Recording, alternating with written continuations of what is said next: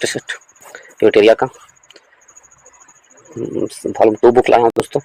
ये BCS inter level का है और इसमें भी 15 प्रैक्टिस सेट दिए हुए यूटेरिया बुक का। इसमें आज हम लोग 15 प्रैक्टिस सेट में थर्ड प्रैक्टिस सेट नंबर आप देखेंगे। इससे पहले 2 प्रैक्टिस सेट में करवा चुका हूँ दोस्तों और ये तीसरा नंबर प्रैक्टिस सेट है और इसका प्लेलिस्ट भी बना दिया हूँ। यदि आप लोग उसे नहीं देखें तो इस वीडियो के डिस्क्रिप्शन बॉक्स में मैं उसका लिंक दे दूंगा, या आप इस चैनल के प्लेलिस्ट में भी जाइएगा तो वहाँ पर भी आपको उपलब्ध करवा दिए गए हैं। तो आज हम लोग देखते हैं BCS इंटर लेवल का प्रैक्टिस सेट नंबर थर्ड। इस प्रैक्टिस सेट थर्ड में आज का पहला प्रश्न क्या बताता है, आज हम लोग इसे देखेंगे। यदि आप लोगों को अच्छा लगता है दोस्तों तो वीडियो को लाइक करें, दोस्तों के जितने भी ग्रुप हैं सभी ग्रुप में शेयर करें, ज़्यादा से ज़्यादा शेयर करें दोस्तों, और चैनल को सब्सक्राइब करना ना भूलें। तो चलिए स्टार्ट करते हैं इसे हम लोग। निम्नलिखित में से किसके पास उच्च ऊर्जा स्तर का छोटा तरंगदैर्घ्य है? इन 4 ऑप्शन में से किसके पास उच्च ऊर्जा स्तर का और छोटा तरंगदैर्घ्य, ऊर्जा सबसे ज़्यादा अधिक हो और तरंगदैर्घ्य लेकिन कम हो, किसके पास है? तो इन चारों में जब देखें तो ऑप्शन नंबर डी, एक्स किरणों के पास। एक्स किरणों के पास ऊर्जा सबसे अधिक है और परंतु उसका तरंगदैर्घ्य सबसे छोटा है। ऑप्शन नंबर डी हमारा सही आंसर होगा। यदि इसका तरंगदैर्घ्य की लंबाई देखें, परिसर देखें एक्स किरण का 10⁻⁻10 मीटर से लेकर 10⁻⁸ मीटर तक होता है और परावैज्ञानिक किरण का देखें 10⁻⁸ से लेकर के 10⁻⁷ तक होता है। अब रक्त किरणों का देखेंगे हम लोग दोस्तों तो 7.8 गुना 10⁻⁷ से लेकर 10⁻³ मीटर तक होता है। और दृश्य किरण का तरंगदैर्घ्य परिसर देखें 3.9 गुना 10⁻⁻7 से लेकर 7.8 गुना 10⁻⁷ मीटर तक होता है। तो इस प्रकार ऑप्शन नंबर डी सही आंसर होगा। ऑप्शन नंबर डी सही आंसर है। नेक्स्ट प्रश्न चलते हैं प्रश्न नंबर 2 की ओर। इसमें दिया गया है, प्रश्न नंबर 2 में दिया गया है दोस्तों, पर्वतों पर आच्छादित हिम सूरज की गर्मी द्वारा एक साथ न पिघलने का कारण क्या है? पर्वतों पर जो आच्छादित हिम होता है यानी बर्फ होता है, सूरज की गर्मी के द्वारा एक साथ नहीं पिघलता है, इसका कारण क्या है? क्यों नहीं एक साथ पिघलता है? तो इसका सबसे बड़ा कारण क्या है कि जो हिम है यानी कि बर्फ है, बर्फ में एक गुप्त ऊष्मा होती है जिसके कारण, तो इसमें संलग्न की गुप्त ऊष्मा उच्च होती है, इसके कारण हिम जो है सूरज के गर्मी से एक साथ नहीं पिघलती है। ऑप्शन नंबर डी हमारा सही आंसर है। पर्वतों पर आच्छादित हिम सूरज की गर्मी द्वारा एक साथ न पिघलने का कारण इसमें संलग्न की गुप्त ऊष्मा का उच्च होना। बर्फ के गलन की गुप्त ऊष्मा का मान 80 कैलोरी पर ग्राम होता है दोस्तों। बर्फ के गलन की ऊष्मा का मान कितना है? 80 कैलोरी पर ग्राम होता है। ऑप्शन नंबर डी हमारा सही आंसर होगा। नेक्स्ट प्रश्न चलते हैं दोस्तों प्रश्न नंबर 3 की ओर। यदि आप लोगों को दोस्तों प्रैक्टिस सेट यूटेरिया का फर्स्ट बुक का प्रैक्टिस सेट पढ़ना है तो उसका भी प्लेलिस्ट में बना दिया हूँ, और यदि आप लोगों को रुक्मणी प्रकाशन का वॉल्यूम 2 का प्रैक्टिस सेट पढ़ना है, उसमें 20 प्रैक्टिस सेट दिया हुआ है, उसका भी पूरी वीडियो अपलोड है, आप लोग जाकर उसे पढ़ सकते हैं और रिवीजन कर सकते हैं दोस्तों। और क्राउन बुक का भी मैं प्रैक्टिस सेट करवा चुका हूँ, उसका भी प्लेलिस्ट बना दिया हूँ और उसका भी पूरी वीडियो अपलोड है 1 से लेकर 15 तक। आप लोग उसे भी जाकर देख सकते हैं और अपनी तैयारी को और मजबूत कर सकते हैं दोस्तों। आप ये सब वीडियो देखेंगे तो निश्चित रूप से आपका जीके रिवाइज होगा दोस्तों और ज़्यादा से ज़्यादा जीके याद होगी, इसलिए आप लोग उससे जाकर देखें, रिवाइज कर लें। यदि आप लोगों को अच्छा लगता है दोस्तों तो वीडियो को लाइक करें, दोस्तों के सारे ग्रुप में, जितने भी ग्रुप है सभी जगह शेयर करें, इससे हमें भी मोटिवेशन मिलता है दोस्तों।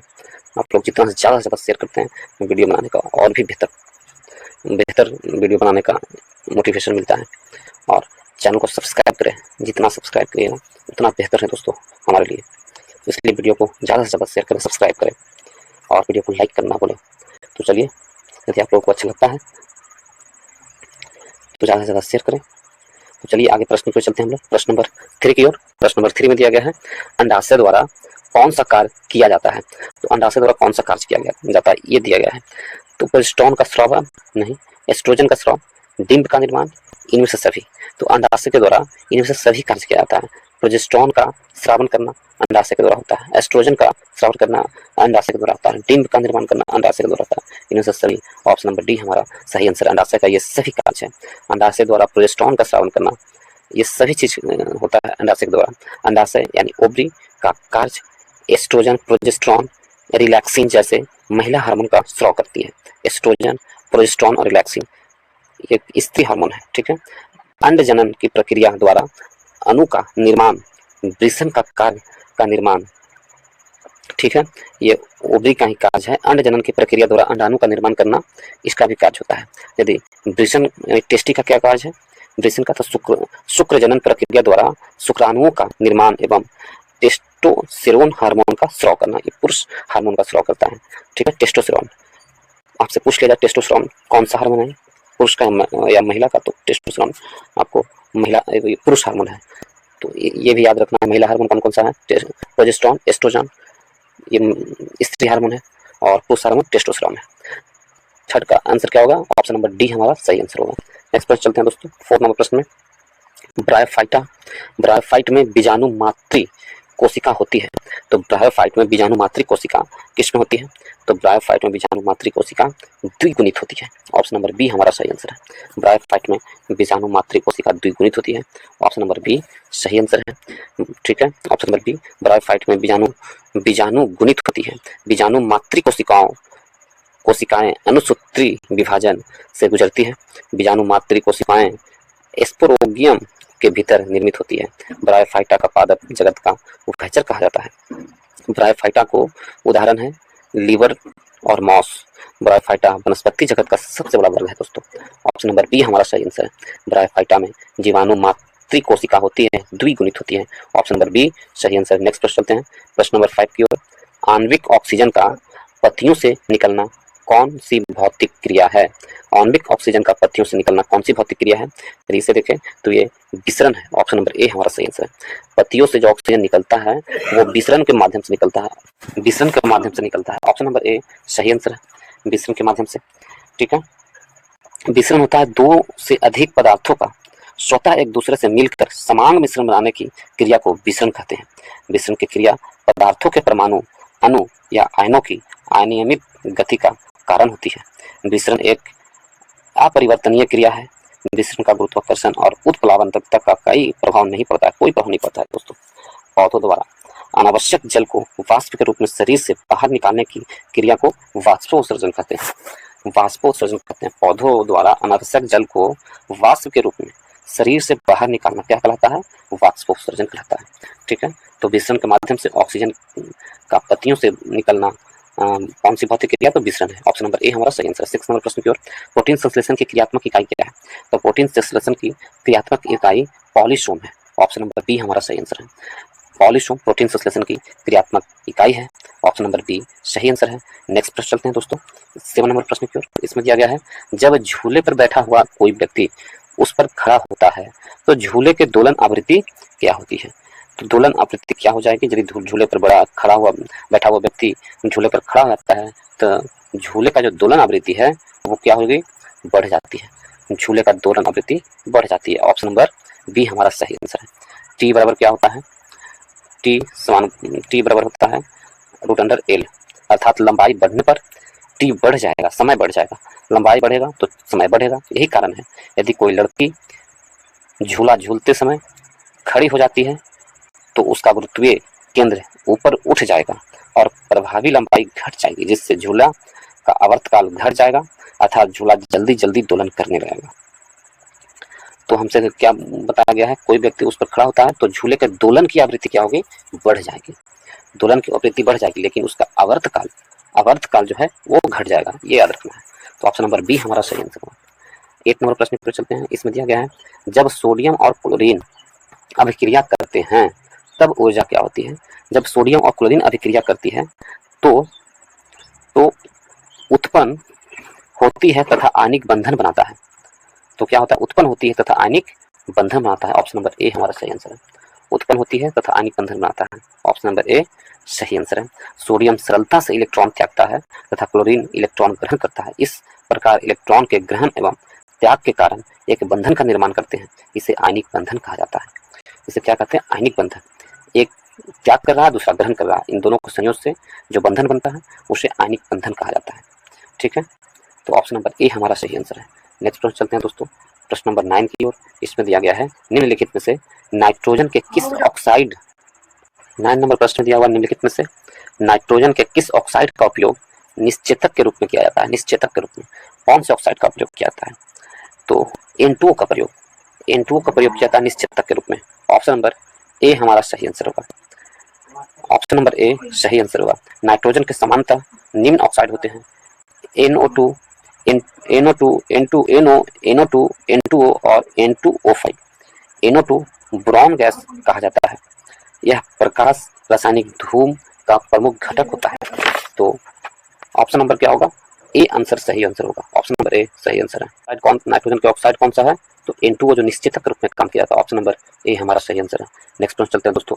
प्रश्न नंबर 10 में चलेंगे। निम्नलिखित में से किसे मिलाने से सीमेंट का जमना धीमा हो जाता है? तो किसे मिलाएंगे तो सीमेंट धीमा जमेगा? तो जिप्सम को मिलाने से सीमेंट का जमना धीमा हो जाता है। सीमेंट के प्रमुख घटक है, ठीक है। तो इसमें क्या मिलाने से धीमा होगा? जिप्सम मिलाने से सीमेंट का जो जमना होता है वो धीमा हो जाता है। सीमेंट के प्रमुख घटक कौन कौन से हैं?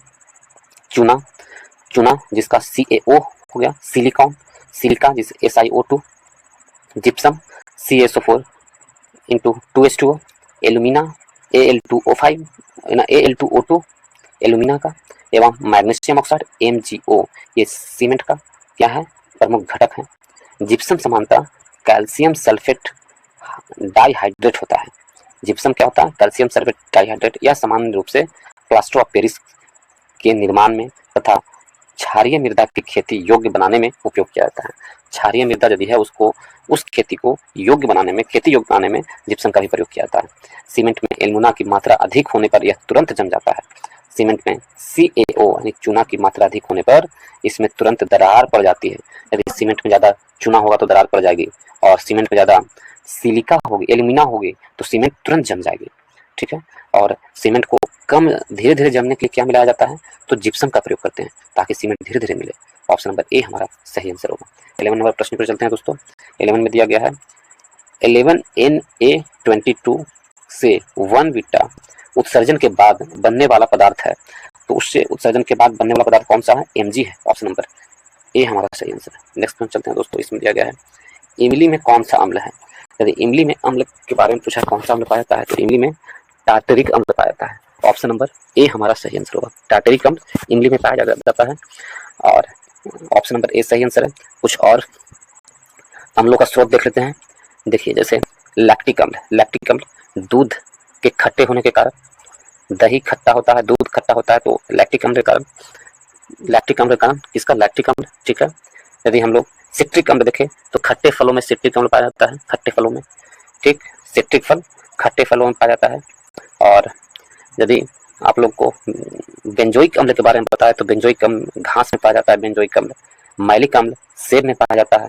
नाइट्रिक अम्ल फिटकरी या सोरा में पाया जाता है। ऑक्जेलिक अम्ल टमाटर में पाया जाता है। तो इमली में टार्टरिक अम्ल पाया जाता है। ऑप्शन नंबर ए हमारा सही आंसर है। 13 नंबर प्रश्न पर चलते हैं दोस्तों। नाभिकीय रिएक्टर में न्यूट्रॉन को शोषित करने वाला तत्व है। तो नाभिकीय रिएक्टर में न्यूट्रॉन को शोषित करने वाला तत्व कैडमियम है। कैडमियम है जो न्यूट्रॉन को शोषित करता है। ऑप्शन नंबर ए हमारा सही आंसर है। नाभिकीय रिएक्टर में, ठीक है। तो रिएक्टर में नियंत्रण छड़ के रूप में कैडमियम या बोरॉन के छड़ का उपयोग किया जाता है। या तो कैडमियम के छड़ का प्रयोग किया जाता है या बोरॉन का छड़ प्रयोग होता है, क्या? नियंत्रण छड़ के रूप में, ठीक है। इसकी सहायता से नाभिक का विखंडन के दौरान निकलने वाले 3 नए न्यूट्रॉन में से 2 को अवशोषित कर लिया जाता है, ठीक है, ताकि प्रक्रिया और तेजी से न बढ़ सके। प्रक्रिया जिस आधार से बढ़ाना होता है उसके अनुसार ही उसमें प्रयोग किया जाता है। 3 नए न्यूट्रॉन बनते हैं, उनमें से 2 को अवशोषित कर लिया जाता है, 1 को छोड़ दिया जाता है, फिर वो एक फिर 3 को पैदा करता है, और फिर उस 3 में से 2 को अवशोषित करके 1 को छोड़ दिया जाता है। तो यह प्रक्रिया बार बार चलते रहता है, तो ये विखंडन प्रक्रिया कहलाता है। और उसी न्यूट्रॉन को नियंत्रित करने के लिए कैडमियम या बोरॉन की छड़ का प्रयोग किया जाता है। नाभिकीय रिएक्टर में मदक यानी मंदक के रूप में भारी जल का, नाभिकीय रिएक्टर में मंदक के रूप में किसका प्रयोग किया जाता है? तो भारी जल का प्रयोग किया जाता है। भारी जल या ग्रेफाइट का प्रयोग किया जाता है मंदक के रूप में नाभिकीय रिएक्टर में। नाभिकीय रिएक्टर में ईंधन के रूप में यूरेनियम 235 को और प्लूटोनियम 239 का प्रयोग किया जाता है। ईंधन के रूप में यूरेनियम 235 और प्लूटोनियम 239 का प्रयोग किया जाता है। तो ऑप्शन नंबर ए हमारा सही आंसर है। नेक्स्ट प्रश्न चलते हैं 14 नंबर प्रश्न में। किस ताप पर H2O का घनत्व अधिकतम होता है? कौन सी ताप पर H2O का घनत्व अधिकतम होता है? तो 4 डिग्री सेल्सियस पर H2O यानी जल का घनत्व सबसे अधिक किस पर होता है? 4 डिग्री सेल्सियस पर। जल का घनत्व सबसे अधिक 4 डिग्री सेल्सियस पर होता है, और जल का आयतन सबसे अधिक 0 डिग्री सेल्सियस पर होता है। जल का आयतन सबसे अधिक किस पर होता है? तो जल का आयतन सबसे अधिक 0 डिग्री सेल्सियस पर अधिक होता है, और जल का घनत्व सबसे कम 0 डिग्री सेल्सियस पर होता है, और आयतन सबसे अधिक 0 डिग्री सेल्सियस पर होता है। और जल का घनत्व सबसे अधिक 4 डिग्री सेल्सियस पर होता है और आयतन सबसे कम 4 डिग्री सेल्सियस पर होता है। तो हमसे प्रश्न पूछा है घनत्व अधिकतम होता है 4 डिग्री सेल्सियस पर, अधिकतम होता है जल का। नेक्स्ट ऑप्शन नंबर ए सही है। 15 नंबर प्रश्न पर अश्रु गैस का रासायनिक नाम क्या है? आंसू गैस का रासायनिक नाम पूछा गया है। तो अल्फा क्लोरोएसिटोफिनॉन आंसू गैस का रासायनिक नाम है। अल्फा क्लोरोएसिटोफिनॉन क्या है? आंसू गैस का रासायनिक नाम है। ऑप्शन नंबर ए हमारा सही आंसर है। ऑप्शन नंबर ए सही आंसर है। अश्रु गैस का फॉर्मूला CCl3NO2 होता है। अश्रु गैस का फॉर्मूला क्या होता है? CCl3NO2 होता है। ठीक है, अश्रु गैस या आंसू गैस अमृत्युकर हथियार के रूप में प्रयोग होने वाली गैस है। जब यह गैस आंखों से संपर्क में आती है तो कॉर्निया के स्नायु उत्तेजित हो जाती है, जिसके कारण आंख से आंसू निकलने लगता है। तो ऑप्शन नंबर ए हमारा सही आंसर है। अश्रु गैस का फॉर्मूला CCl3NO2 होता है। अल्फा क्लोरोएसिटोफिनॉन ऑप्शन नंबर ए हमारा सही आंसर है। 16 नंबर प्रश्न को चलते हैं। 16 नंबर प्रश्न दिया हुआ है कॉर्नेलाइट निम्नलिखित में से किसका अयस्क है? तो कॉर्नेलाइट है जो मैग्नीशियम का अयस्क है। ऑप्शन नंबर डी हमारा सही आंसर है। मैग्नीशियम का अयस्क है कॉर्नेलाइट। कॉर्नेलाइट और पिच ब्लेंड यूरेनियम का कॉर्नेलाइट और पिच ब्लेंड यूरेनियम का अयस्क है। यूरेनियम का भी अयस्क है कॉर्नेलाइट और पिच ब्लेंड। ठीक है, और क्रोमियम का अयस्क क्रोमाइट है। क्रोमियम के अयस्क को क्या कहते हैं? क्रोमाइट। निकेल के अयस्क को मिलेराइट कहते हैं। निकेल के अयस्क को मिलेराइट कहा जाता है। कोबाल्ट के अयस्क को अस्लेटाइट कहा जाता है और लेड का अयस्क को गैल्ना कहा जाता है। तो ऑप्शन नंबर डी हमारा सही आंसर है। 17 नंबर प्रश्न पूछते हैं लोहे के बुरादे में तनु हाइड्रोक्लोरिक अम्ल डालने से क्या होती है? तो लोहे के बुरादे में तनु हाइड्रोक्लोरिक अम्ल डालने से क्या होता है? क्लोरीन गैस और आयरन हाइड्रोक्साइड बनते हैं। क्लोरीन गैस और आयरन हाइड्रोक्साइड बनते हैं। ऑप्शन नंबर ए हमारा सही आंसर है। ऑप्शन नंबर ए सही आंसर है। लोहे के बुरादे में तनु हाइड्रोक्लोरिक अम्ल डालने से हाइड्रोजन गैस और आयरन क्लोराइड का उत्पादन होता है। ठीक है, ऑप्शन नंबर ए सही आंसर है। नेक्स्ट प्रश्न चलते हैं दोस्तों। इसमें दिया गया है नेक्स्ट में 18 नंबर प्रश्न में जमीन के ऊपर दिखाई देने वाला मशरूम का भाग कहलाता है। तो जमीन के ऊपर जो दिखाई देने वाला मशरूम का भाग है उसे बैसिडियोकार्प कहते हैं। ऑप्शन नंबर सी हमारा सही आंसर है। बैसिडियोकार्प जमीन के ऊपर दिखाई देने वाला मशरूम का भाग कहलाता है। मशरूम सब डिविजनल बैसिडियोमा इकोटिना से एग्रीकेसी परिवार के अंतर्गत आता है। मशरूम का दैहिक माइसेलियम जिसे राइजोमोक्र के नाम से भी जाना जाता है, यह मिट्टी के नीचे मौजूद होता है और वनस्पतिक प्रजनन का कार्य करता है। तो ऑप्शन नंबर सी हमारा सही आंसर होगा। जो ऊपर दिखाई देता है उसे मैसिडियोकार्प कहा जाता है। ऑप्शन नंबर सी। 19 नंबर प्रश्न पे चलते हैं। निम्नलिखित में से कौन सा बीमारियां जीवाणुजनित है? तो जीवाणुजनित कौन सी बीमारियां हैं? तो जीवाणुजनित बीमारियां देखें तो हैजा, टाइफाइड, निमोनिया, डिप्थेरिया। तो कौन कौन सा है? हैजा, टाइफाइड, निमोनिया और डिप्थेरिया ये जीवाणुजनित रोग है। ऑप्शन नंबर 19 का ऑप्शन नंबर क्या होगा? ए हमारा सही आंसर होगा। ऑप्शन नंबर ए सही आंसर है। हैजा, टाइफाइड, निमोनिया, डिप्थेरिया, लिप्रोसी बीमारी जीवाणुजनित है। हैजा से होने वाला बीमारी कौन है? तो विब्रियो कॉलेरी नामक जीवाणु से होता है। हैजा किस जीवाणु से होता है? तो विब्रियो कॉलेरी नामक जीवाणु से होता है हैजा। टाइफाइड है, टाइफाइड आपको साल्मोनेला टाइफी नामक जीवाणु से होता है। इससे आंत प्रभावित होती है टाइफाइड से। इसे मियादी बुखार भी कहा जाता है। टाइफाइड को मियादी बुखार भी कहा जाता है। निमोनिया है जो आपको डिप्लोकोकस निमोनिया जीवाणु के कारण होता है। ठीक है, और डिप्थेरिया ये कॉरिने बैक्टीरिया के कारण होता है। कॉरिनी बैक्टीरियम जीवाणु नामक से होता है डिप्थेरिया। तो ऑप्शन नंबर ए हमारा सही आंसर है। जीवाणु से होने वाला बीमारी कौन कौन सा है? तो हैजा, टाइफाइड, निमोनिया और डिप्थेरिया। ऑप्शन नंबर ए सही आंसर है। नेक्स्ट प्रश्न चलते हैं दोस्तों 20 नंबर प्रश्न में। इसमें दिया गया है 20 नंबर प्रश्न में दिया गया है कि रक्त समूह ओ को सर्वाधिक रक्तदाता कहा जाता है। इन निम्नलिखित में से कौन सा एंटीजन पाया जाता है? तो सर्वाधिक रक्तदाता कहा जाता है। इसमें कोई एंटीजन नहीं पाया जाता है। ऑप्शन नंबर डी हमारा सही आंसर है। रक्त समूह ओ में कोई एंटीजन नहीं पाया जाता है। ठीक है, मनुष्य के रक्तों में विभिन्नता का मुख्य कारण लाल रक्त कण में पाई जाने वाली ग्लाइकोप्रोटीन है जिसे एंटीजन कहते हैं। एंटीजन क्या है? एक प्रकार का प्रोटीन है जिसे ग्लाइकोप्रोटीन कहते हैं। इसी कारण एंटीजन उत्पन्न होता है। एंटीजन दो प्रकार के होते हैं, एक ए एंटीजन होता है, एक बी एंटीजन होता है। रक्त समूह ए रक्त समूह में ए एंटीजन पाया जाता है, बी रक्त समूह में बी एंटीजन पाया जाता है। तो ओ में कोई भी एंटीजन नहीं पाया जाता है। इस कारण वो है जो सभी को रक्त दे सकता है, उसमें भी ओ माइनस है जो सभी को रक्त देने में सक्षम होता है। तो ऑप्शन नंबर बी सही आंसर है, ऑप्शन नंबर डी सही आंसर है। ठीक है, ऑप्शन नंबर डी सही आंसर है। नेक्स्ट प्रश्न चलते हैं 21 नंबर प्रश्न को। वह वायरस जो अपने मेजबान को मारे बिना प्रजनन कर सकता है कहलाता है, वो कौन सा क्या कहलाता है? तो टेम्परेट वायरस कहलाता है। अपने मेजबान के मारे बिना प्रजनन कर सकता है वह वायरस टेम्परेट वायरस कहलाता है। ऑप्शन नंबर ए सही आंसर है, टेम्परेट वायरस। टेम्परेट वायरस कहलाता है। विषाणु वे होते हैं जो अपने मेजबान कोशिकाओं को मारे बिना प्रजनन करते हैं। वे दो तरीका से प्रजनन करते हैं, एक लिटिल चक्र और एक लाइसोजेनिक चक्र के माध्यम से। लाइसोजेनिक चक्र में फेज का डीएनए जीवाणु गुणसूत्र के साथ पुनः संयोजी होती है। ऑप्शन नंबर ए सही आंसर है। 22 में स्तनधारी में सामान्य श्वसन के दौरान डायाफ्राम होता है। तो स्तनधारी में सामान्य श्वसन के दौरान डायाफ्राम क्या होता है?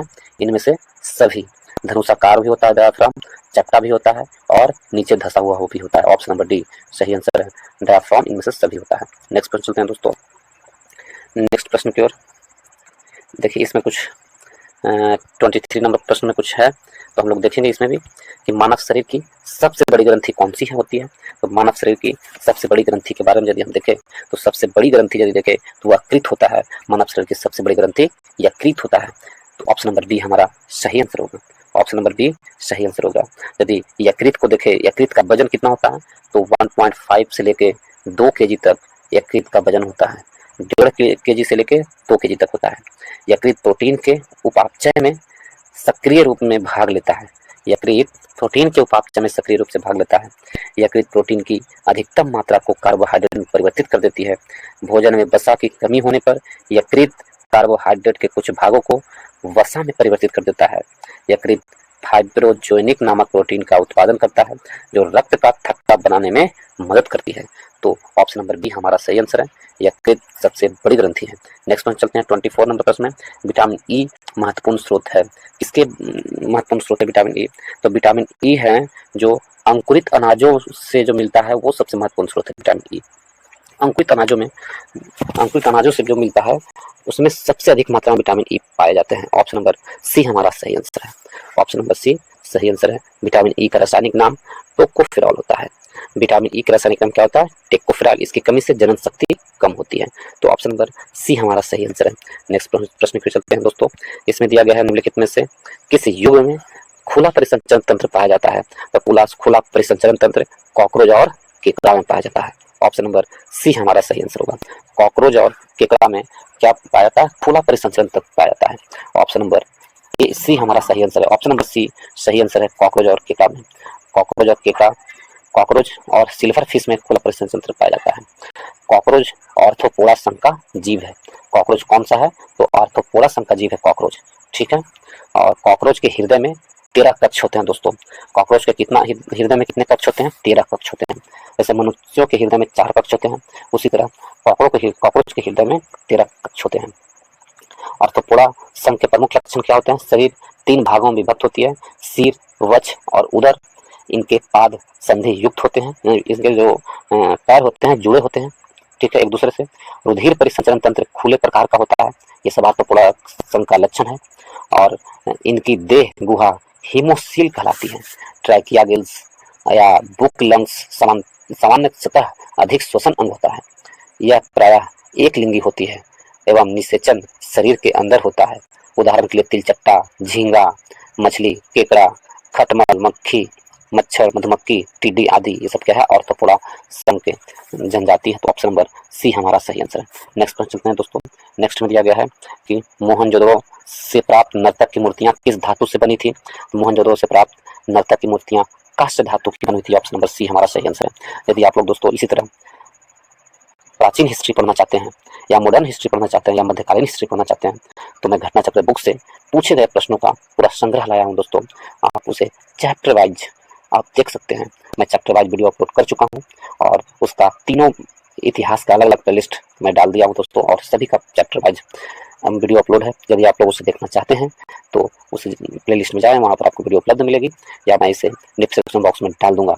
और उसी तरह भारतीय संविधान को पढ़ना चाहते हैं दोस्तों तो उसे भी मैं चैप्टर वाइज लाया हूँ। पूरी बुक का चैप्टर वाइज है, उसका भी वीडियो अपलोड है, पूरा वीडियो अपलोड है दोस्तों। यदि उसको भी देखना चाहते हैं तो उसका भी आपका लिंक मैं इस वीडियो के डिस्क्रिप्शन बॉक्स में डाल दूंगा। और मुझे विश्वास है कि निश्चित रूप से आप ये सब देखेंगे तो आपका जीके में काफ़ी इम्प्रूव होगा दोस्तों, और आपका नंबर बढ़ने की काफ़ी गुंजाइश है। आप लोग उसे देख ले और रिवाइज कर ले, तो इससे आपका नंबर प्रैक्टिस सेट में और ज़्यादा बढ़ने की संभावना हो जाएगी। तो इसलिए आप लोग उसे ध्यान से देखें दोस्तों। यदि आप लोग को अच्छा लगता है तो अपने दोस्तों के ग्रुप में शेयर जरूर करें दोस्तों, और चैनल को सब्सक्राइब जरूर कर लें ताकि हमें भी मोटिवेशन मिले। शेयर और सब्सक्राइब से हमें भी मोटिवेशन मिलता है दोस्तों। तो आप लोग ज़्यादा से ज़्यादा वीडियो को चैनल को सब्सक्राइब करें और वीडियो को शेयर करें, वीडियो को लाइक करें। तो चलिए आगे की ओर चलते हैं हम लोग 27वां प्रश्न की ओर। प्रारंभिक ऋग्वैदिक लोगों द्वारा किस धातु का उपयोग सबसे पहले किया गया था? तो ऋग्वैदिक लोगों द्वारा सबसे पहले कौन सा धातु का प्रयोग किया गया था? तांबा का। ऑप्शन नंबर डी हमारा सही आंसर है। ऋग्वैदिक लोगों द्वारा सर्वप्रथम तांबे का प्रयोग किया गया था। ऋग्वेद में यस्क नामक धातु का उल्लेख है, किंतु इसकी पहचान संदिग्ध है। ठीक है, कुछ विद्वान इसे तांबा, कांसा, लोहा बताते हैं, किंतु ऋग्वैदिक आर्य लोहे के परिचित नहीं थे। तो सबसे पहला ऋग्वैदिक काल में कौन सा धातु का प्रयोग किया गया था? तो वो था तांबा का। ऑप्शन नंबर डी हमारा सही आंसर है। 28 नंबर प्रश्न को चलते हैं। निम्नलिखित में से कनिष्क के समकालीन कौन था? तो कनिष्क के समकालीन जो ज्ञाता थे वो कौन कौन थे? यदि उसे देखें तो कनिष्क के समकालीन नागार्जुन थे, अश्वघोष थे और वसुमित्र थे। ये तीनों कनिष्क के समकालीन थे। ऑप्शन नंबर बी हमारा सही आंसर है। अश्वघोष कनिष्क के राज कवि थे। अश्वघोष क्या थे? कनिष्क के राज कवि थे और बौद्ध समिति के अध्यक्ष थे, उपाध्यक्ष भी थे। बौद्ध समिति के अध्यक्ष वसुमित्र थे। बौद्ध समिति के अध्यक्ष जो कनिष्क के थे उस समय वसुमित्र थे और उपाध्यक्ष अश्वघोष थे। और शून्यवाद का प्रतिपादन नागार्जुन ने किया था। शून्यवाद का प्रतिपादन किसने किया था? नागार्जुन ने। नेक्स्ट प्रश्न चलते हैं दोस्तों 29 नंबर प्रश्न में। कवि कालिदास किसके राजकवि थे? तो कवि कालिदास थे जो आपको चंद्रगुप्त विक्रमादित्य के समकालीन थे। ऑप्शन नंबर सी हमारा सही आंसर। कवि कालिदास चंद्रगुप्त विक्रमादित्य के समकालीन थे। ऑप्शन नंबर सी हमारा सही आंसर होगा। ठीक है, तो यदि कालिदास के साहित्य के महान कवि थे, ये चंद्रगुप्त विक्रमादित्य के राज कवि थे। इनकी महत्वपूर्ण कृतियां यदि देखें, कालिदास की महत्वपूर्ण कृतियां देखें तो इसमें क्या क्या आएगा? ऋतु संहार, मेघदूतम, कुमार संभवम एवं रघुवंशम, ये सब कालिदास की सर्वोत्कृष्ट कृतियां हैं। उनकी नाटक है अभिज्ञान शकुंतलम। इसके अतिरिक्त उन्होंने मालविकाग्निमित्र नामक नाटक का भी रचना किया है। तो ऑप्शन नंबर सी, चंद्रगुप्त द्वितीय के समय कवि कालिदास राजकवि थे। ऑप्शन नंबर सी सही आंसर है। 30 नंबर प्रश्न को चलते हैं दोस्तों। इसमें दिया गया है वे दो वंशज कौन थे जिन्होंने खिलजी शासकों से तत्काल पहले और बाद में शासन किया था? तो खिलजी के पहले और खिलजी के बाद में कौन शासन किए थे? खिलजी के पहले गुलाम वंश और खिलजी के बाद तुगलक वंश ने शासन किया था। गुखित सैलो, ऐसे याद रखो, गुखित सैलो। गु से गुलाम वंश, खी से खिलजी वंश, त से तुगलक, गुखित तुगलक वंश। सैलो, स से सैयद वंश, लो से लोदी वंश। पूरा सल्तनत काल के जो वंशज आए थे पूरा समाप्त हो गया गुखित सैलो में, याद रखिएगा दोस्तों। गु से गुलाम, खी से खिलजी, त से तुगलक, स से सैयद और ल से लोदी। तो हमसे पूछा प्रश्न क्या कि खिलजी के शासकों के तत्काल पहले और बाद में, तो पहले गुलाम उसके बाद तुगलक। ऑप्शन नंबर सी हमारा सही आंसर है। ऑप्शन नंबर सी सही आंसर है।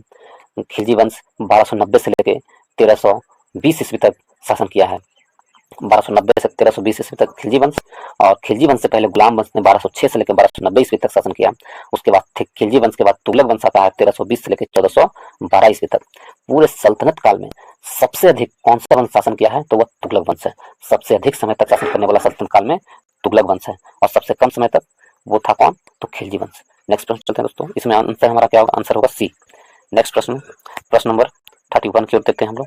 31 में कहा गया है मदद ए मास मुगल प्रशासन में किससे संबंधित था? तो मदद ए मास है जो मुगल प्रशासन में सैन्य अधिकारी को दी जाने वाली पेंशन। सैन्य अधिकारी हैं, उन्हें जो पेंशन दी जाती थी उसे मदद ए मास के नाम से जाना जाता था। ऑप्शन नंबर सी हमारा सही आंसर है।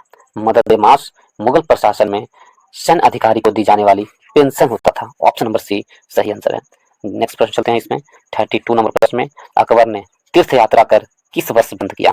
तो अकबर ने तीर्थ यात्रा कर किस वर्ष बंद किया? तो 1563 ईस्वी में अकबर ने तीर्थ यात्रा कर बंद किया। ऑप्शन नंबर सी हमारा सही आंसर है। कब किया बंद? 1563 में। 1563 ईस्वी में अकबर ने तीर्थ यात्रा कर बंद किया। ऑप्शन नंबर सी सही आंसर है। ऑप्शन नंबर सी 1563 ईस्वी में। तो अकबर ने तीर्थ यात्रा कर 1563 में बंद किया था। अकबर ने 1562 ईस्वी में 1562 ईस्वी में अकबर ने क्या किया था? तो 1562 ईस्वी में युद्ध बंदियों को दास बनाने की प्रथा को समाप्त किया था। यानी दास प्रथा को समाप्त किया था अकबर ने 1562 में। 1562 में अकबर ने दास प्रथा को समाप्त किया था। जबकि जजिया कर को समाप्त किया था अकबर ने 1564 ईस्वी में। 1564 में अकबर ने जजिया कर को समाप्त कर जजिया कर समाप्त कर धर्मनिरपेक्षता के आधार पर शासन करने का प्रमाण दिया था अकबर ने। 1564 में जजिया कर समाप्त किया और अकबर ने 1571 ईस्वी में आगरा के स्थान पर फतेहपुर सीकरी को राजधानी बनाया था। फतेहपुर सीकरी को राजधानी कब बनाया था अकबर ने? तो 1571 में अकबर ने फतेहपुर सीकरी को राजधानी बनाया था आगरा के स्थान पर। तो ऑप्शन नंबर सी हमारा सही आंसर है। 1563 ईस्वी में अकबर ने तीर्थ यात्रा कर समाप्त किया था। ऑप्शन नंबर सी सही आंसर है। नेक्स्ट पॉइंट चलते हैं 33 नंबर प्रश्न की ओर। इसमें दिया गया है चटगांव शस्त्रागार पर हमले के दौरान कौन महिला क्रांतिकारी मारी गई थी? चटगांव शस्त्रागार के हमले के दौरान क्रांतिकारी महिला प्रीतिलता वाडेदार मारी गई थी। ऑप्शन नंबर ए हमारा सही आंसर है। कौन थी? प्रीतिलता वाडेदार। चटगांव शस्त्रागार पर हमले में प्रीतिलता वाडेदार महिला मारी गई थी। धावे को मास्टर दा के नाम से भी जाता है। चटगांव शस्त्रागार धावे को प्रसिद्ध सूरसेन ने के नेतृत्व में किया गया था। मास्टर दा के नाम से प्रसिद्ध सूरसेन, उन्हीं के नेतृत्व में चटगांव शस्त्रागार धावा किया गया था। 18 अप्रैल 1930 ईस्वी को चटगांव शस्त्रागार छापा हुआ था और सूरसेन उसके कौन थे? नेतृत्वकर्ता थे। और सूरसेन ने बंगाल में इंडियन रिपब्लिक आर्मी IRA की स्थापना की थी। ठीक है, तो इस प्रकार ऑप्शन नंबर ए हमारा सही आंसर है। नेक्स्ट क्वेश्चन चलते हैं दोस्तों 34 नंबर प्रश्न की ओर। इनमें से कौन क्रांतिकारी काकोरी ट्रेन कांड से संबंधित नहीं था? तो काकोरी ट्रेन कांड से कौन सी क्रांतिकारी संबंधित नहीं है? तो इसमें से देखें तो प्रफुल्ल चाकी है जो काकोरी ट्रेन कांड से संबंधित नहीं है। काकोरी ट्रेन कांड जो हुआ था, काकोरी ट्रेन एक्शन अब नाम से जाना जाता है, कांड नहीं एक्शन के नाम से जाना जाता है। वो 9 अगस्त 1925 को हुआ था। काकोरी ट्रेन एक्शन हुआ था कब? 9 अगस्त 1925 को हुई थी। इस घटना का अंजाम हिंदुस्तान रिपब्लिक एसोसिएशन HRA नामक क्रांतिकारी संगठन द्वारा किया गया था 1925 में। हिंदुस्तान रिपब्लिक एसोसिएशन संस्था का द्वारा 9 अगस्त 1925 को उत्तर रेलवे के लखनऊ सहारनपुर संभाग के काकोरी नामक स्थान पर 8 down Saharanpur Lucknow passenger train पर डकैती डालकर सरकारी खजाना लूटा गया था। यह घटना काकोरी नाम से प्रसिद्ध है। यह घटना किससे? काकोरी नाम से प्रसिद्ध है। ठीक है, इसमें इस घटना में राम प्रसाद बिस्मिल, अशफाक उल्ला खां, रोशनलाल, राजेंद्र लाहिड़ी को फांसी हुई थी, जबकि चंद्रशेखर आजाद फांसी से बचकर फरार हो गए थे। अशफाक उल्ला खां भारतीय स्वतंत्रता के लिए फांसी पाने वाले पहले मुस्लिम बने थे। अशफाक उल्ला खां पहले मुस्लिम थे जो भारतीय स्वतंत्रता के लिए फांसी पाने वाले पहले मुस्लिम थे। उन्होंने काकोरी षड्यंत्र केस में फैजाबाद वर्तमान में अयोध्या जेल में 19 दिसंबर 1927 को 27 वर्ष की अवस्था में फांसी दे दी गई थी। तो ऑप्शन नंबर सी हमारा सही आंसर है। प्रफुल्ल चाकी इससे संबंधित नहीं थे। नेक्स्ट प्रश्न चलते हैं दोस्तों। इसमें दिया गया 35 नंबर प्रश्न में निम्नलिखित में से किस समाचार पत्र का संपादक गांधी जी ने किया था? तो गांधी जी ने कौन से समाचार पत्र का संपादन किए थे? तो नवजीवन समाचार पत्र का संपादक गांधी जी ने किए थे। बस इसका प्रकाशन 1919 से लेकर 1931 तक अहमदाबाद से हिंदी और गुजराती दोनों भाषा में हुआ करता था। तो नवजीवन ऑप्शन नंबर ए हमारा सही आंसर है। नेक्स्ट क्वेश्चन चलते हैं 36 नंबर प्रश्न की ओर। भारत में प्रांतीय स्वायत्ता शुरू की गई थी। तो भारत में प्रांतीय स्वायत्ता है जो भारत सरकार अधिनियम 1935 के द्वारा शुरू की गई थी। प्रांतीय स्वायत्ता भारत सरकार अधिनियम 1935 के द्वारा सर्व प्रमुख विशेषता प्रांतीय स्वायत्ता की स्थापना की गई थी। इसके द्वारा प्रांतों में द्वैत शासन को अंत कर पूर्ण उत्तरदायी शासन की स्थापना की गई। इसके द्वारा केंद्र में द्वैत शासन की शुरुआत की गई थी भारत सरकार ने 1935 के दौरान। तो ऑप्शन नंबर सी हमारा सही आंसर है। नेक्स्ट पॉइंट चलते हैं दोस्तों 37 नंबर प्रश्न में। इसमें दिया गया है कि विजयनगर के राजा कृष्णदेव ने गोलकुंडा का युद्ध किस राजा के साथ लड़ा था? तो विजयनगर के राजा कृष्णदेव ने गोलकुंडा का युद्ध राजा के साथ लड़ा था। किस राजा के साथ लड़ा था गोलकुंडा का युद्ध? तो उन्होंने कुली कुतुब शाह के साथ लड़ा था। ऑप्शन नंबर ए हमारा सही आंसर है। कुली कुतुब शाह विजयनगर के विजयनगर के सम्राट कृष्णदेव राय के उड़ीसा में व्यस्त होने के कारण गोलकुंडा के सुल्तान कुली कुतुब शाह ने विजयनगर के कुछ भाग को अपना अधीन कर लिया। इसके अलावा उसने गणपति नरेश की कृष्णा और गोदावरी के कुछ भाग को समर्पित करने को बाध्य किया। इससे क्रोधित होकर विजयनगर के सम्राट ने सालुक तिस्मा को गोलकुंडा के जीतने के लिए भेजा गया, जिससे कुतुब शाही सेना को बुरी तरह से पराजित कर गोलकुंडा द्वारा अधिकृत पूर्वोत्तर प्रदेश को अधिकार कर लिया गया। तो ऑप्शन नंबर ए सही आंसर है। कुली कुतुब शाह को हराकर कृष्णदेव राय ने गोलकुंडा को जीत लिया था। ऑप्शन नंबर ए सही आंसर है। नेक्स्ट पॉइंट चलते हैं 38 नंबर प्रश्न में। नेशनल कॉलेज और बिहार विद्यापीठ का शिलान्यास किसने किया था? नेशनल कॉलेज और बिहार विद्यापीठ का शिलान्यास महात्मा गांधी जी ने किए थे। ऑप्शन नंबर सी हमारा सही आंसर है, महात्मा गांधी। महात्मा गांधी ने किए थे। महात्मा गांधी ने 6 फरवरी 1921 को नेशनल कॉलेज और बिहार विद्यापीठ का पटना में शिलान्यास किए थे। ऑप्शन नंबर सी सही आंसर है, महात्मा गांधी ने। 39 नंबर प्रश्न को देखें तो इसमें दिया गया है, वर्ष 1946 में बनी अंतरिम सरकार में डॉक्टर इंद्र प्रसाद के पास कौन सा विभाग था। जब 1946 में अंतरिम सरकार बनी थी उस समय डॉक्टर इंद्र प्रसाद के पास खाद्य एवं कृषि मंत्रालय था। ऑप्शन नंबर सी हमारा सही आंसर है, खाद्य एवं कृषि मंत्रालय था। सितंबर 1946 में अंतरिम सरकार का गठन पंडित जवाहरलाल नेहरू के उपाध्यक्षता में हुआ था और अंतरिम सरकार में 14 सदस्य थे। अंतरिम सरकार में बहरम में मुस्लिम लीग ने भाग लेने से इनकार कर दिया था दोस्तों, और मुस्लिम लीग के 5 सदस्य अंतरिम सरकार में बाद में शामिल हुए और मुस्लिम लीग की ओर से लियाकत अली खां को वित्त मंत्री बनाया गया था। तो ऑप्शन नंबर सी हमारा सही आंसर है। नेक्स्ट प्रश्न को चलते हैं। इसमें दिया गया भारत के में संसदीय ढांचे में 2 अस्थायी सदनों का नाम बताइए। तो संसदीय ढांचे में 2 अस्थायी सदन यदि होगा तो कौन होगा, लोकसभा और विधानसभा। 2 अस्थायी संसद है संसदीय ढांचे में, लोकसभा और विधानसभा 2 अस्थायी सदन है। ऑप्शन नंबर डी हमारा सही आंसर है। ठीक है, ऑप्शन नंबर डी सही आंसर होगा। इसमें यदि देखें राज्यसभा और विधान परिषद है जो अस्थायी सदन है, लेकिन लोकसभा और विधानसभा अस्थायी सदन है। तो ऑप्शन नंबर डी हमारा सही आंसर है। नेक्स्ट प्रश्न चलते हैं दोस्तों। नेक्स्ट में दिया गया 41 नंबर प्रश्न में, राष्ट्रीय कोष का अभिरक्षण कौन करता है, कौन सा अंग है। तो राष्ट्रीय कोष का अभिरक्षक कौन सा अंग है, तो राष्ट्रीय कोष का अभिरक्षक विधानमंडल करता है। ऑप्शन नंबर सी हमारा सही आंसर, विधानमंडल। विधानमंडल करता है, विमर्श विधानमंडल में किया जाता है, इसलिए विधानमंडल को ही राष्ट्रीय कोष का अभिरक्षक कहा जाता है। ठीक है, बिना विधानमंडल के स्वीकृति के राष्ट्रीय कोष से धन नहीं निकाला जा सकता है। इस प्रकार ऑप्शन नंबर सी हमारा सही आंसर है। ऑप्शन नंबर सी सही आंसर है। 42 नंबर प्रश्न में चलते हैं। 42 में दिया गया है कि संघ लोक सेवा आयोग के किसी सदस्य को हटाया जा सकता है। संघ लोक सेवा आयोग के किसी सदस्य को किसके द्वारा हटाया जाता है, राष्ट्रपति के द्वारा हटाया जा सकता है। ऑप्शन नंबर ए हमारा सही आंसर है। संघ लोक सेवा आयोग संविधान के अनुच्छेद 317 में है और इसके अध्यक्ष या सदस्य को केवल कदाचार के आधार पर राष्ट्रपति के आदेश से उनके पद से हटाया जा सकता है। उच्चतम न्यायालय को राष्ट्रपति द्वारा निर्देश दिए जाने पर उस न्यायालय द्वारा अनुच्छेद 145 के अधीन विहित प्रक्रिया के अनुसार की गई जांच के बाद हटाने की संस्तुति किया जाता है। तो ऑप्शन नंबर ए हमारा सही आंसर है, राष्ट्रपति के द्वारा हटाया जा सकता है। संघ लोक सेवा आयोग के अनुच्छेद कितना है, 317 में दिया गया है। ठीक है, ऑप्शन नंबर ए हमारा सही आंसर है। नेक्स्ट प्रश्न चलते हैं 43 नंबर प्रश्न की ओर।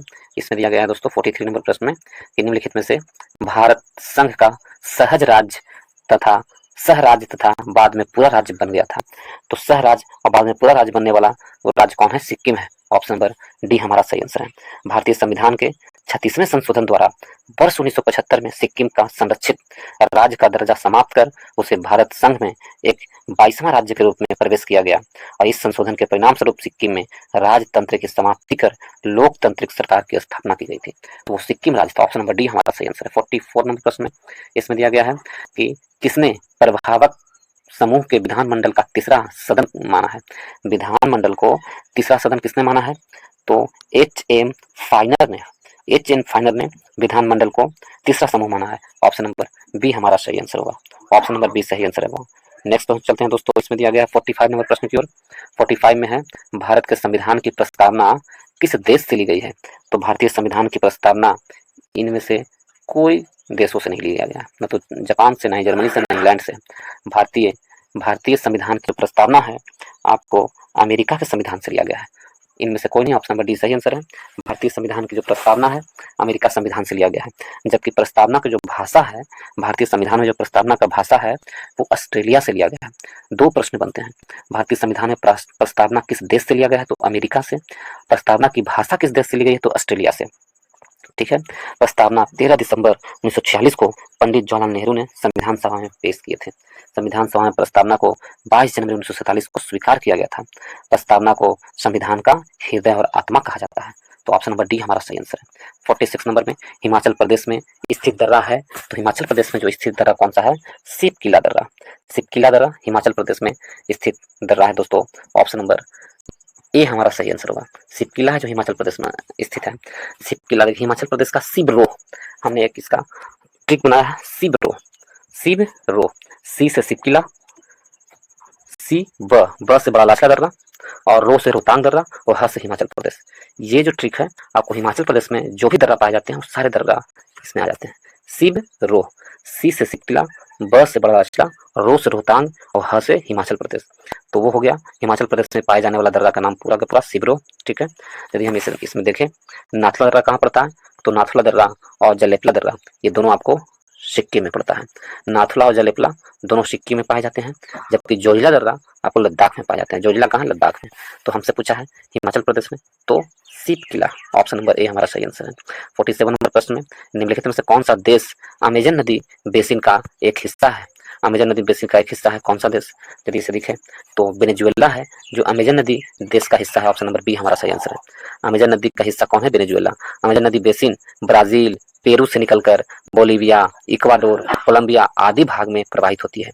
अमेजन नदी बेसिन है जो कहाँ से निकलती है, ब्राजील और पेरू से निकलती है। अमेजन नदी ब्राजील और पेरू से, सब दक्षिण अमेरिका का भाग है, ब्राजील पेरू, और वहां से निकल करके यह इसके किनारे पर बोलिविया नामक शहर है, ये इक्वाडोर, कोलंबिया आदि भाग से प्रवाहित होती है। अमेजन नदी बेसिन जैव विविधता की दृष्टि से सबसे संपन्न है। अमेजन नदी बेसिन यहाँ पाए जाने वाले विषुवतीय रेखा वनों को सिलवास कहते हैं। मेडिरा अमेजन नदी की सबसे बड़ी सहायक नदी है। मेडिरा नामक जो नदी है अमेजन की सबसे बड़ी सहायक है। अमेजन नदी का अप्रवाह क्षेत्र वह जल आयतन की दृष्टि से विश्व की सबसे बड़ी और दूसरी सबसे लंबी नदी है। विश्व की सबसे बड़ी है और लंबाई में दूसरा है। अमेजन नदी के मुहाने को विषुवत रेखा से काटती है। अमेजन के नदी की मुहाने विषुवत रेखा से काटती है। तो ऑप्शन नंबर बी हमारा सही आंसर है। वेनेजुएला में अमेजन नदी बेसिन का एक हिस्सा है। नेक्स्ट क्वेश्चन चलते हैं। 48 में निम्नलिखित में से कौन सा राज्य नर्मदा नदी घाटी का हिस्सा नहीं है। नर्मदा नदी घाटी का हिस्सा कौन सा राज्य नहीं है, यदि इसे देखें तो नर्मदा नदी घाटी का हिस्सा कौन नहीं है, तो राजस्थान है जो नर्मदा नदी घाटी का हिस्सा नहीं है। ऑप्शन नंबर बी हमारा सही आंसर है। नर्मदा की द्रोणी का 87% भाग मध्य प्रदेश में और 1.5% भाग महाराष्ट्र में तथा शेष गुजरात राज्य में है, और राजस्थान में इसकी द्रोणी का विस्तार नहीं है, अतः राजस्थान नर्मदा नदी घाटी का हिस्सा नहीं है। ऑप्शन नंबर बी हमारा सही आंसर है। नेक्स्ट में चलते हैं दोस्तों 49 नंबर प्रश्न की ओर। ऊपरी ब्रह्मपुत्र घाटी में पाए जाने वाला मुख्य खनिज कौन है, तो ऊपरी ब्रह्मपुत्र घाटी में पाए जाने वाला मुख्य खनिज पेट्रोलियम है। ऑप्शन नंबर सी हमारा सही आंसर है। पेट्रोलियम ऊपरी ब्रह्मपुत्र नदी में पाए जाने वाला मुख्य खनिज है। यह देश की सबसे पुरानी तेल की पेटी है जो दिहांग घाटी से सुरमा घाटी तक विस्तृत है। इस क्षेत्र के प्रमुख तेल उत्पादक क्षेत्र डिब्रूगढ़ और शिवसागर जिले स्थित है। ऑप्शन नंबर सी हमारा सही आंसर है। नेक्स्ट प्रश्न चलते हैं दोस्तों 50 नंबर प्रश्न की ओर। पृथ्वी कितनी पुरानी है इसका निर्धारण किस प्रकार किया जाता है, तो पृथ्वी कितनी पुरानी है इसका निर्धारण रेडियोमेट्रिक काल निर्धारण से किया जाता है। ऑप्शन नंबर बी हमारा सही आंसर है। रेडियोमेट्रिक काल निर्धारण से किया जाता है। रेडियोमेट्रिक काल निर्धारण की एक तकनीक है जो 6 तत्वों जैसे चट्टानों में रेडियो समस्थानिक के क्षय होने की दर को आधार पर इनका काल निर्धारण करती है। ऑप्शन नंबर बी सही आंसर है। इसका प्रयोग पुरानी चट्टानों, पृथ्वी आदि का काल निर्धारण करने में किया जाता है। रेडियोधर्मिक डेटिंग और साक्ष्य के अन्य स्रोत के अनुसार पृथ्वी की आयु लगभग 4.537 अरब वर्ष बताया जाता है। तो ऑप्शन नंबर बी हमारा सही आंसर है। नेक्स्ट प्रश्न चलते हैं दोस्तों 51 नंबर प्रश्न की ओर। जलोढ़ मिट्टी को उसकी आयु के आधार पर वर्गीकृत किया जाता है। नई जलोढ़ मिट्टी को क्या नाम दिया गया है, तो देखिए नई जलोढ़ मिट्टी को हम लोग खादर कहते हैं। खादर क्या होता है, तो खादर मीन्स खरीदना, नई चीज को हम लोग खरीदते हैं, ऐसे याद करते हैं। जलोढ़ मिट्टी 2 प्रकार के, एक खादर एक बांगर। तो जो नई जलोढ़ मिट्टी होती है उसको, नए चीज को हम लोग क्या करते हैं, खरीदते हैं। तो खादर मिट्टी हो गया खरीदना, और बांगर होता है पुरानी जलोढ़ मिट्टी, और नए पुराने को क्या करते हैं हम लोग, बेचते हैं। तो बांगर बेचना यानी बांगर, खरीदना यानी खादर। तो नया को खरीदना यानी खादर मिट्टी। जलोढ़ मिट्टी को, नई जलोढ़ मिट्टी को हम लोग खादर कहते हैं। इस तरह से मैं याद रखा हूँ दोस्तों, इसलिए आप लोग भी इस तरह से याद रखें तो काफी कंफ्यूजन होता है। तो खरीदने का काम नई जलोढ़ मिट्टी का होता है, तो खादर हो गया। ऑप्शन नंबर ए हमारा सही आंसर है। नेक्स्ट प्रश्न चलते हैं दोस्तों। नेक्स्ट में दिया गया है, वीडियो थोड़ा आज लंबा हो जाएगा दोस्तों, ज़्यादा ही इसको विस्तार से बताने के चक्कर में ऐसा हो रहा है। चलिए नेक्स्ट में 52, सरदार सरोवर बांध निम्नलिखित में से किस राज्य में को कवर करता है। सरदार सरोवर बांध यदि हम देखें तो ये जो है सरदार सरोवर बांध आपको किस राज्य को कवर करता है, तो ये गुजरात को, राजस्थान को, महाराष्ट्र को और मध्य प्रदेश को कवर करता है। गुजरात, राजस्थान, महाराष्ट्र और मध्य प्रदेश को सरदार सरोवर बांध। ऑप्शन नंबर ए हमारा सही आंसर है, सरदार सरोवर बांध। ठीक है, सरदार सरोवर परियोजनाओं के तहत नर्मदा नदी का पर गुजरात में सरदार सरोवर बांध तथा मध्य प्रदेश में नर्मदा सागर बांध का निर्माण किया गया है। सरदार सरोवर परियोजना में कुल 1450 मेगावाट जल विद्युत का उत्पादन कुल क्षमता है, तो ऑप्शन नंबर ए हमारा सही आंसर है। नेक्स्ट हम चलते हैं दोस्तों 53 नंबर प्रश्न की ओर। इसमें दिया गया है निम्नलिखित में से कौन सा निजी कारपोरेट क्षेत्र की बचत को दर्शाता है। निजी कारपोरेट क्षेत्र की बचत को कौन दर्शाता है, तो ये कौन दर्शाता है, तो अवतरित लाभ दर्शाता है। ऑप्शन नंबर 54 नंबर प्रश्न को देखते हैं हम लोग। निम्नलिखित में से कौन सा बंदरगाह आजादी के बाद सबसे पहले बनाया गया था। तो आजादी के बाद सबसे पहले कौन सा बंदरगाह बनाया गया था, तो आजादी के बाद कांडला बंदरगाह है जो सबसे पहले बनाया गया था। ऑप्शन नंबर बी हमारा सही आंसर है। कांडला बंदरगाह आजादी के बाद सबसे पहले बनाया गया था। कांडला बंदरगाह गुजरात के कच्छ की खाड़ी के तट पर स्थित है दोस्तों। कांडला बंदरगाह को ही ज्वारीय बंदरगाह कहते हैं। कांडला बंदरगाह को ही हम लोग ज्वारीय बंदरगाह कहते हैं। और इस बंदरगाह का नाम, नया नाम क्या कर दिया गया है, दीनदयाल बंदरगाह। दीनदयाल बंदरगाह इस बंदरगाह का नया नाम कर दिया गया है। कांडला का नाम बदल कर क्या कर दिया गया है, दीनदयाल बंदरगाह। कांडला बंदरगाह पर सरकार ने प्रथम मुक्त व्यापार क्षेत्र स्थापित किया है। कांडला बंदरगाह पर में ही मुक्त व्यापार केंद्र स्थापित किया गया। ऑप्शन नंबर बी हमारा सही आंसर है। 55 नंबर प्रश्न को चलते हैं। कीमत सिद्धांत को कहा जाता है, तो कीमत सिद्धांत को क्या कहते हैं, तो व्यष्टि अर्थशास्त्र कहा जाता है। व्यष्टि अर्थशास्त्र कीमत सिद्धांत को कहते हैं। ऑप्शन नंबर डी हमारा सही आंसर है। 56 में चलते हैं। प्रतिवर्ष उपभोक्ता दिवस कब मनाया जाता है, तो प्रतिवर्ष उपभोक्ता दिवस 15 मार्च को मनाया जाता है। ऑप्शन नंबर सी सही आंसर है। 15 मार्च को प्रतिवर्ष उपभोक्ता दिवस मनाया जाता है। 15 मार्च को विश्व उपभोक्ता दिवस मनाया जाता है, जबकि 24 दिसंबर को राष्ट्रीय उपभोक्ता दिवस मनाया जाता है। तो प्रतिवर्ष विश्व उपभोक्ता दिवस कब, 15 मार्च को, जबकि राष्ट्रीय उपभोक्ता दिवस का है तो वो होगा आपको 24 दिसंबर को। तो ऑप्शन नंबर सी हमारा सही आंसर है। 57 नंबर प्रश्न है। राष्ट्रमंडल का महासचिव चुना जाने वाला पहला भारतीय कौन था, तो राष्ट्रमंडल का महासचिव चुने जाने वाला पहला भारतीय कमलेश शर्मा है। ऑप्शन नंबर बी सही आंसर है।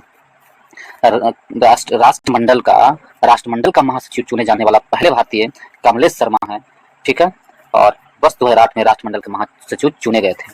कब, 2008 में कमलेश शर्मा को राष्ट्रमंडल का महासचिव चुने गए थे। ऑप्शन नंबर बी हमारा सही आंसर है। आगे की ओर चलते हैं दोस्तों। 58 में भारत के खनिज तेल उत्पादन में क्षेत्र और इसकी अवस्थितियों का सही युग्म कौन सा है, ये दिया गया है। तो लुजियन क्षेत्र गुजरात में पड़ता है, बिल्कुल सही है। लुजियन क्षेत्र गुजरात में, ठीक है।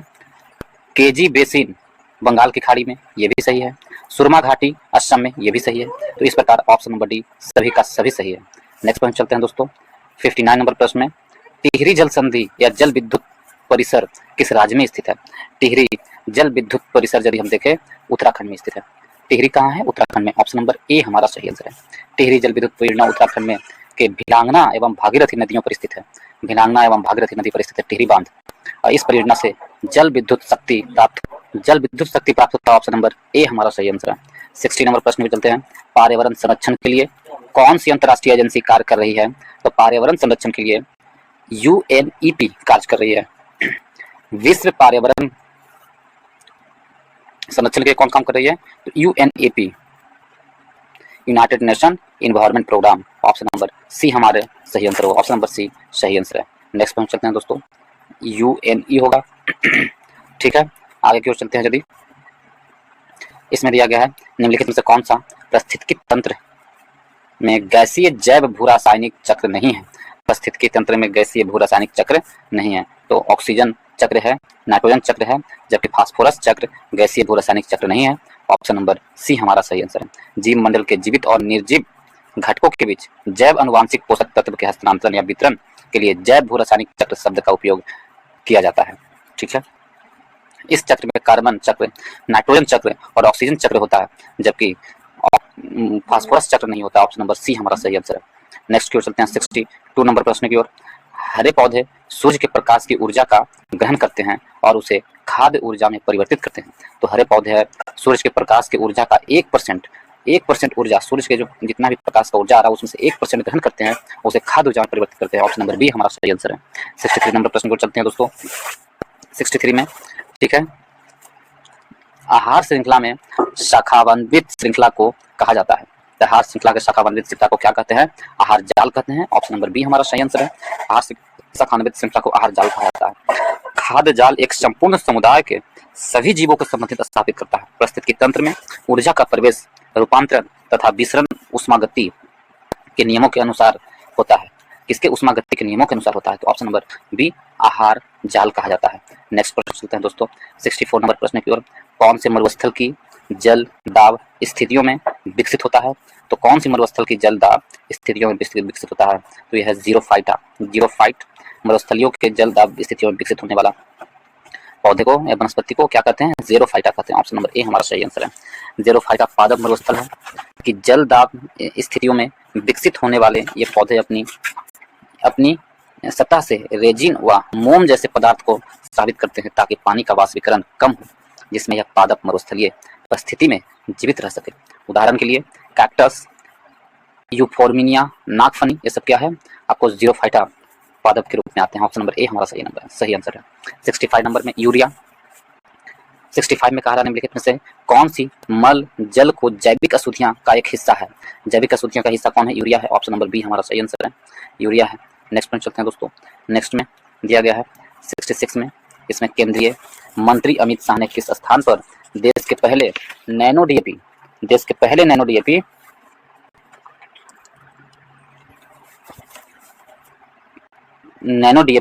संयंत्र का उद्घाटन किया है? तो कहां पर नैनो डीएपी संयंत्र का उद्घाटन अमित शाह जी ने किए हैं? तो गांधीनगर में। ऑप्शन नंबर बी हमारा सही आंसर है।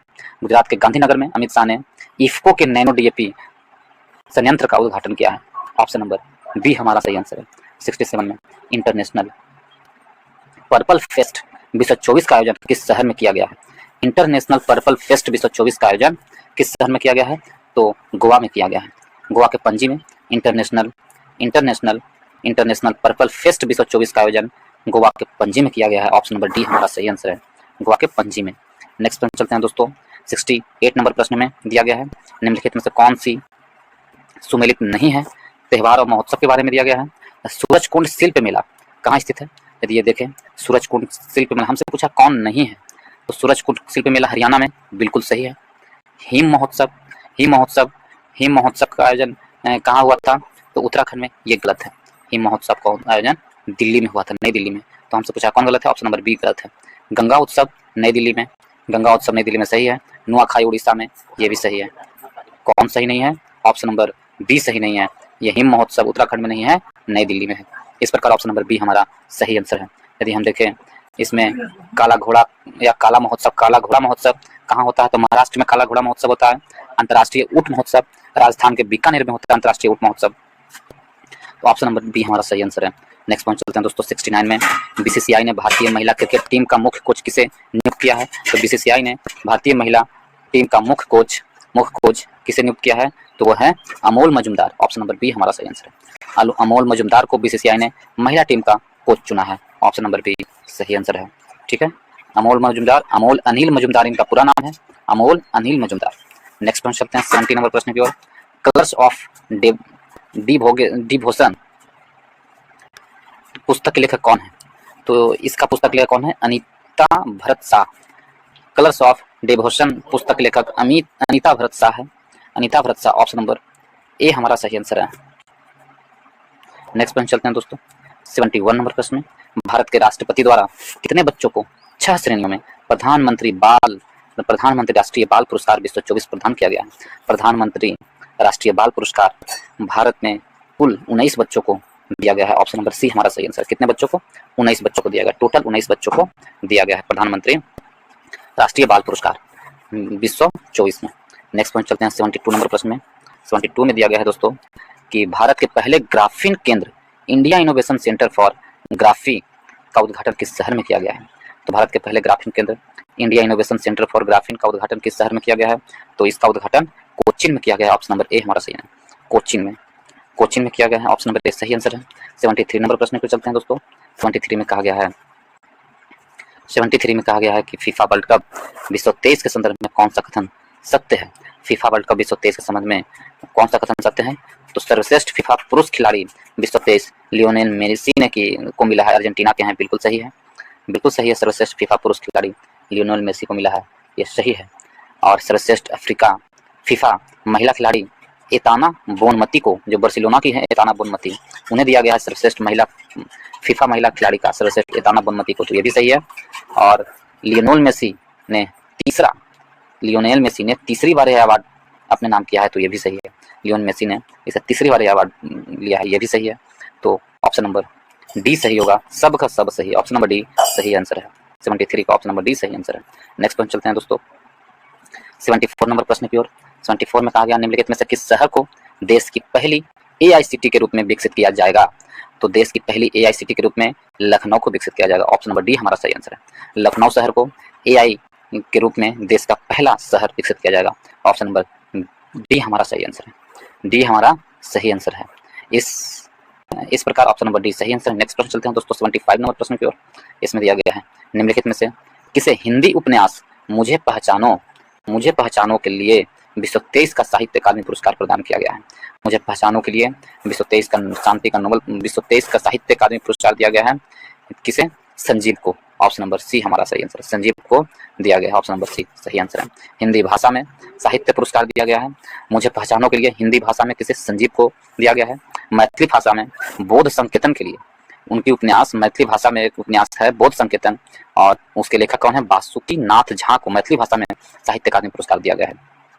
वही अंग्रेजी भाषा में साहित्य अकादमी पुरस्कार नील शरण गौर को दिया गया है। नील शरण गौर को अंग्रेजी भाषा में साहित्य अकादमी पुरस्कार दिया गया है रेक्विएम इन रागा जानकी के लिए। रेक्विएम इन रागा जानकी के लिए अंग्रेजी भाषा में। उर्दू भाषा में सादिका नवाब शहर को दिया गया उनके उपन्यास राजदेव की अमराई के लिए। तो हिंदी भाषा में किसे दिया गया है? मुझे पहचानो संजीव को दिया गया। ऑप्शन नंबर सी हमारा सही आंसर है। इसके साथ ही इस वीडियो को समाप्त करते हैं दोस्तों। यदि आप लोगों को अच्छा लगता है तो वीडियो को लाइक करें, दोस्तों के जितने भी ग्रुप हैं सभी ग्रुप में शेयर कर दें, ताकि लोगों के पास ज़्यादा से ज़्यादा ये वीडियो पहुंच सके और लोग इससे ज़्यादा से ज़्यादा देख सके दोस्तों। इससे हमें भी मोटिवेशन मिलता है दोस्तों। इसलिए ज़्यादा से ज़्यादा वीडियो को लाइक करें, शेयर करें और चैनल को अधिक से अधिक लोग के पास शेयर करें, ताकि उन लोग भी सब्सक्राइब करें, जिससे हमें मोटिवेशन मिल सके और मैं आप लोगों की और अच्छे वीडियो ला सकूँ। तो इसके साथ ही इस वीडियो को समाप्त करते हैं। इस वीडियो को देखने के लिए बहुत बहुत धन्यवाद।